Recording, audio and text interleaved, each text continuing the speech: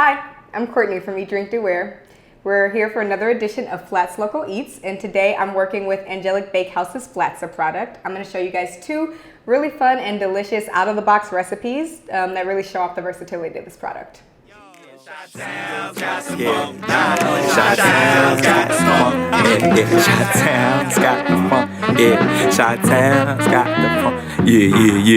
Episodes from my area code.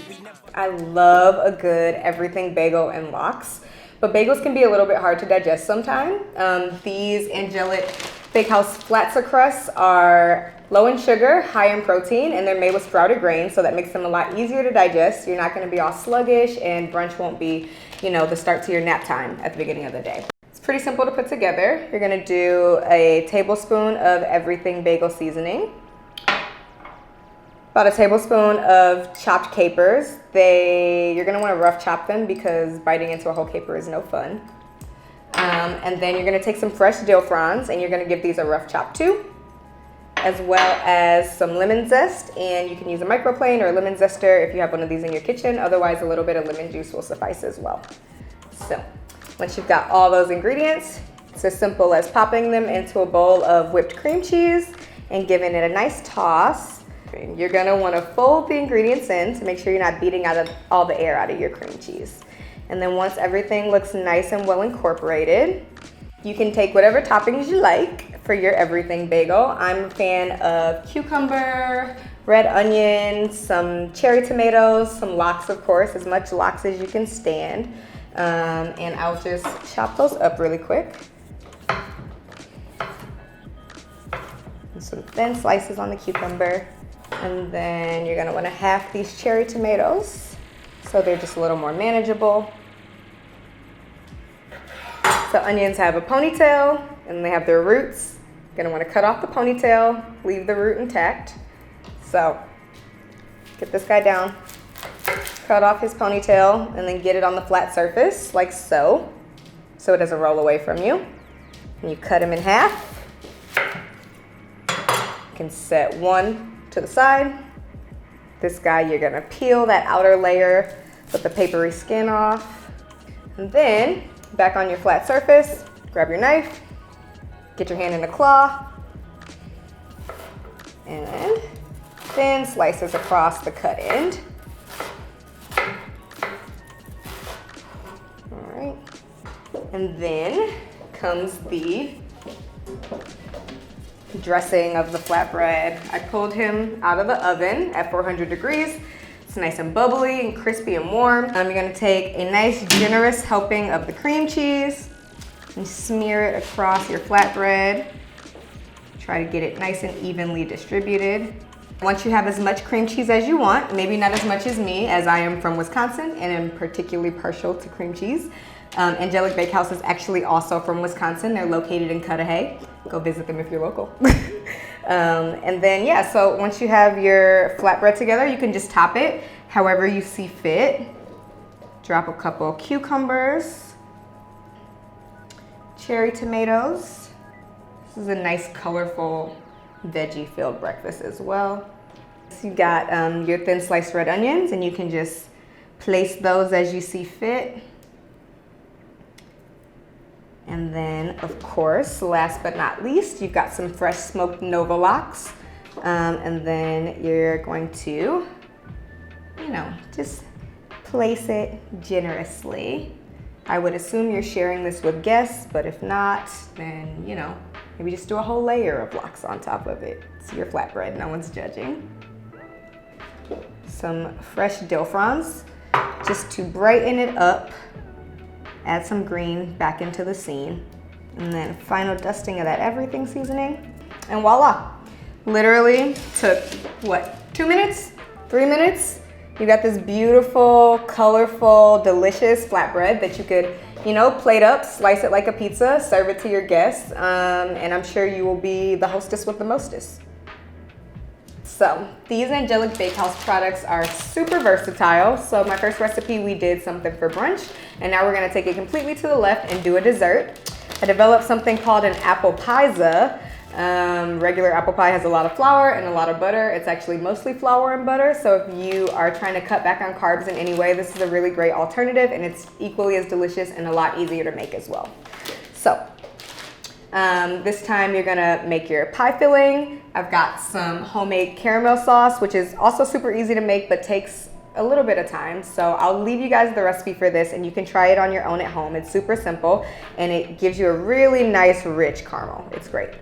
And then this is gonna be the cinnamon streusel for the top. So let's start with the filling. You're gonna take 2 Granny Smith apples and peel those guys. So apples have a long side, and then once you cut off the long side, you'll see there's a short side. So you're gonna wanna slice off one side, slice off the other side, and then you get it on its flat surface, and then you slice off the short sides. And all you got left is core. Set that to the side.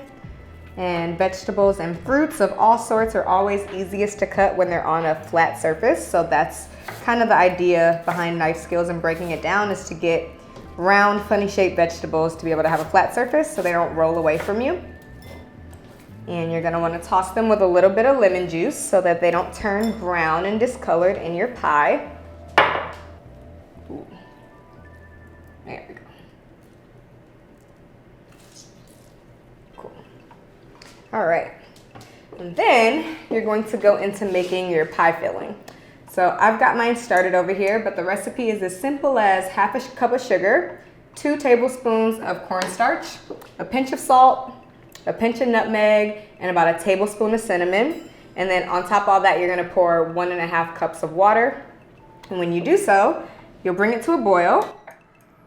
And then once it boils for about 2 minutes, you can drop in your apple pie slices, crank the heat down, and cover it. Keep an eye on it so that they don't turn into mush. You're gonna wanna cook the apples down for maybe 5 minutes until they're like soft and pliable, but not so mushy that they're falling apart. And then once you cook down your apples, your finished product is gonna look like this, nice and thick and goopy thanks to that cornstarch and that sugar. And that's pretty much that on that. Got your caramel sauce, you've got your finished apple pie filling, and last but not least is gonna be the cinnamon streusel topping, which is by far the easiest pie topping if you are not in the mood. It's just equal parts sugar and flour. So in this case, half a cup sugar, half a cup flour, a big heaping tablespoon of cinnamon, and take 6 tablespoons of melted butter and drizzle it into the mixture after you stir all the ingredients together. So the streusel will be like that crumbly, sweet kind of pie topping that you see on top of open-faced apple pie sometime. So now you've got your homemade caramel sauce, you've got your homemade apple pie filling, you've got your beautiful cinnamon streusel, and you didn't waste 2 hours making a pie dough.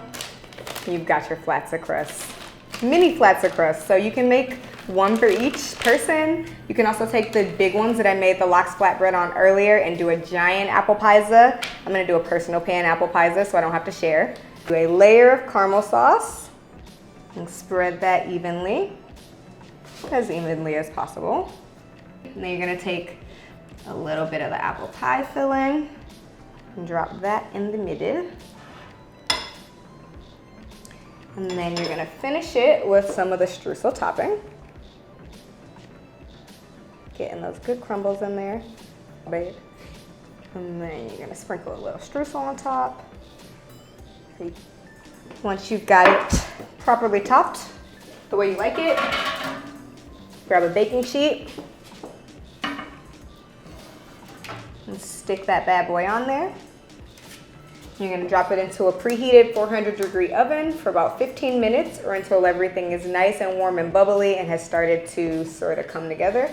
Once it comes out of the oven, like 5 minutes later, you've got this really delicious, bubbly, crispy, caramelized, appley, cinnamony situation that is literally begging you to top it with a scoop of vanilla ice cream. Yes, delicious. I'm obsessed. Now you've got your dinner and you've got your dessert. They were both super easy, especially if you use like store-bought pre-made pie ingredients. You can pull both of these together in literally probably 30 minutes and have a full-on brunch that will impress guests.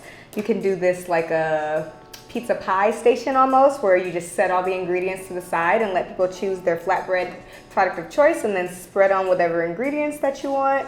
It's just a really quick, simple, and versatile way to have a delicious, healthy meal. So that wraps up another edition of Flats Local Eats. This time we were partnered with Angelic Bakehouse and their Flatza crusts. I showed you 2 different recipes that kind of shows off the versatility of the product. You can do a sweetened version or a savory version.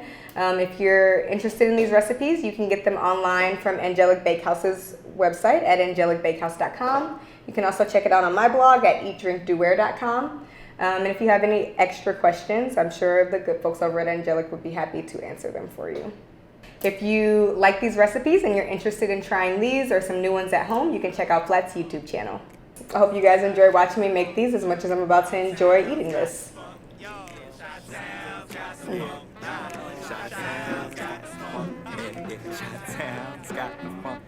I can do as many takes of that as you guys want. Episodes from my area code. We never fit the description. We breaking the mold.